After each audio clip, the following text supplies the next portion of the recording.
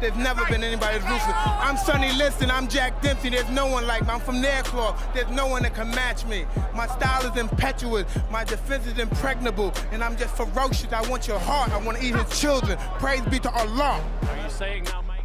From the gritty streets of Brooklyn to the global stage, Mike Tyson's life is a testament to struggle, triumph, and an unbreakable spirit. A story fraught with family turmoil, crime, and loss, Tyson's journey shaped a legend. Born in the neighborhood of Fort Greene, New York, on June 30th, 1966, Mike Tyson's life began in turmoil. The family's early years were a nomadic existence, wandering from place to place before finally settling in the Brownsville section of Brooklyn when Tyson was 10. Financial constraints were ever present, making stability a distant dream. Tyson's family dynamics were complex. Though his biological father was Purcell Tyson, he knew Jimmy Kirkpatrick as his dad, a man known locally for his baseball prowess. Kirkpatrick left a previous family in North Carolina to be with Tyson's mother in Brooklyn, only to abandon the Tysons as well when Mike was just 2 years old. Tragically, his mother, Lorna Smith Tyson, who had fought to keep the family afloat, succumbed to cancer when Tyson was 16. A brother, Rodney, and a sister, Denise, shared his childhood. But Denise's life was cut short at just 24 by a heart attack. This family turmoil was mirrored by Tyson's struggle on the streets of Brownsville, a neighborhood fraught with crime, poverty, and desperation. Living conditions were harsh, money was scarce, and even his parents fell into the trap of drug addiction. Young Tyson's introduction to alcohol came shockingly early age of less than a year old, fed to him by his mother to induce sleep. As Tyson grew, so did his problems. Enrolled in school, he found no solace there either. A small, chubby kid with acne, he became the prime target for bullies. Every day was a battle, his self-esteem battered as he navigated the school's hallways. To avoid the constant ridicule, he would arrive late and leave early, until frustration and despair led him to drop out altogether. Before we go any further, make sure that you are subscribed to our channel. When Mike Tyson was 7 years old, he was walking down the street in Brooklyn when an old man kidnapped him. The old man bullied and sexually abused him before Tyson managed to escape. Tyson never told anyone about the abuse for decades because of the fear that he would be judged. He revealed the incident for the first time on Sirius XM's Opie radio show in 2014. Amidst the chaos of his early life, Mike Tyson found solace in an unexpected place: Pigeons. They became his first love, providing a sense of tranquility and perspective. He felt peace watching them, tending to them, embracing them as friends. But even this sanctuary was not safe from the brutality of the streets. One day, a neighborhood bully approached Tyson, smacking him and snatching one of his cherished pigeons. What followed was a horrifying display as the bully ripped apart the pigeon's head and threw its blood at Tyson. This act of cruelty ignited something within him. For the first time, Tyson fought back, and he didn't just fight, he knocked out the bully. The sensation was exhilarating, and Tyson was eager to feel it again. As Tyson's life continued to spiral, his focus shifted to survival.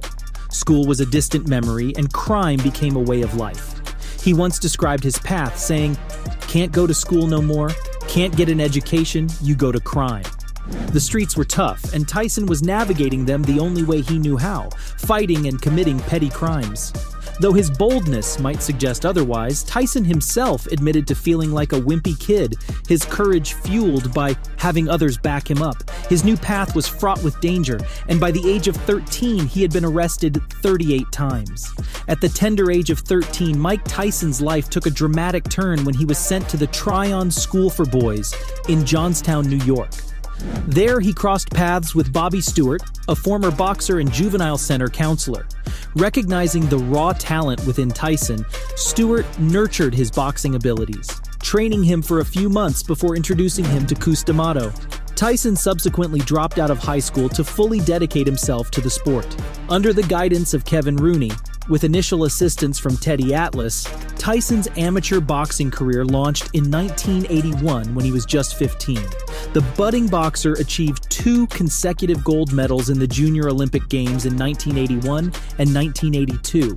Unfortunately, his triumphs were marred by personal tragedy when his mother succumbed to cancer when Tyson was 16. His manager and trainer, Cus D'Amato, then became his legal guardian, taking care of him through the emotional turmoil. By the age of 18, Tyson's professional career was underway.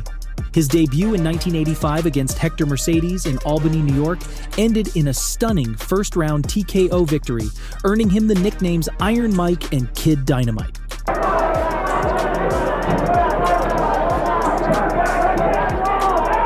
His spectacular record soon became 26 wins out of 28 fights. However, he faced another loss in his personal life with the passing of his mentor, Cus D'Amato, in November 1985. Tyson's relentless drive pushed him forward. He earned his first WBC heavyweight championship title in 1986, becoming the youngest heavyweight champion in history. In 1987, he achieved the remarkable feat of holding the WBC, WBA, and IBF titles all at once, the first to do so. His personal life was less triumphant. In 1988, he married actress Robin Givens, but the marriage was fraught with strife from the beginning. After a tumultuous year, marked by allegations of abuse and a $125 million defamation lawsuit from Givens, the couple divorced. His career took an unexpected turn in 1990 when he suffered his first professional defeat against Buster Douglas. Various reasons were cited for the loss, from Tyson's partying and overconfidence to Douglas's intense training and motivation. Tyson's life continued to be marred by controversy. A melee fight erupted among supporters during a match against Donovan "Razor" Ruddock in 1991.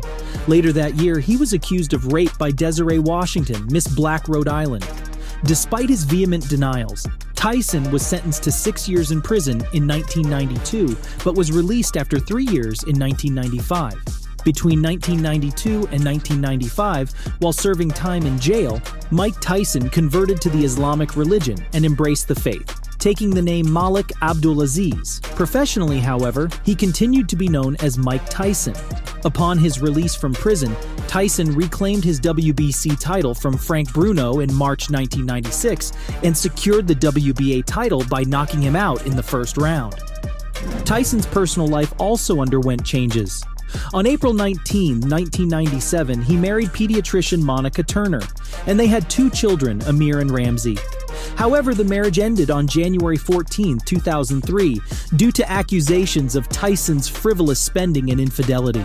The divorce settlement required Tyson to pay $6.5 million, including the deed to a Connecticut mansion. Another significant event in Tyson's life occurred during a rematch with Evander Holyfield on June 28, 1997, when Tyson bit Holyfield's ear in frustration. This led to his disqualification, a fine of $3 million, and a ban from boxing for 1.5 years. Tyson faced legal trouble again on August 31, 1998, after an accident led to him assaulting 2 motorists. Sentenced on February 5, 1999, he spent a year in jail, 2 years on probation, paid a fine, and completed community service. Financial difficulties also plagued Tyson, and by August 2003, his extravagant lifestyle caused him to accrue $23 million in debt, leading to his bankruptcy declaration. His funds were squandered on partying, drugs, pet tigers, and marriage settlements. In June 2005, Tyson's final match against Kevin McBride ended with Tyson surprisingly conceding defeat in the 7th round. He later revealed that he fought to pay off his debts and had lost his desire to box, leading to his official retirement on June 11, 2005. Tyson's post-retirement life has been marked by various endeavors. After appearing in a documentary about his life in 2008, his career in Hollywood took off with a role in The Hangover in 2009. The film's success led to more acting opportunities. Tyson also ventured into the cannabis industry, forming Tyson Holistic Holdings in 2016, revealing plans for a 420-acre cannabis resort called Tyson Ranch in 2018, and announcing a new brand, Tyson 2.0, in 2021. At age 53, Tyson made a second comeback to the ring, facing Roy Jones Jr. on November 29, 2021. The bout ended in an unofficial draw, though some fans claimed Tyson was the clear winner. Mike Tyson's story transcends the boxing ring, reflecting a complex life filled with both victories and defeats. If this story has touched your heart, don't hesitate to share this video with those you care about. Together, we can spread a vital message. It's never a sign of weakness to seek help, and no challenge is too great to conquer. Please like this video if it resonated with you, and subscribe to our channel for more uplifting and empowering stories. Just as Mike Tyson demonstrated his strength in the ring, we all have the inherent power to overcome our personal battles. Stay strong, persevere, and always hold on to hope.